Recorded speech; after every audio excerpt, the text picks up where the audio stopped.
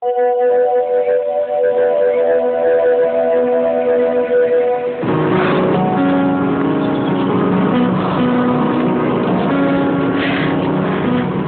isang lumang tulay sa Mahayhay, Laguna na kung tawagin Puente de Olla.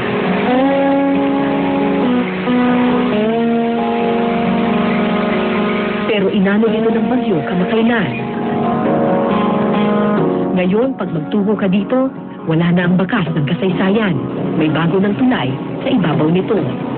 Anong pakiramdam niyo po nung tinanggal na po yung tulay na yon? Ayun na nga po, wala lang.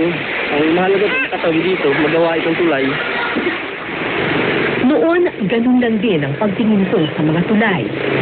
Isang istruktura para makatawid sa kabila.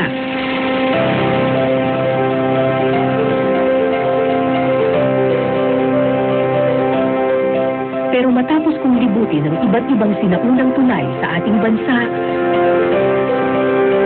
matapos mamangha sa angkin nitong ganda, Ang ganda!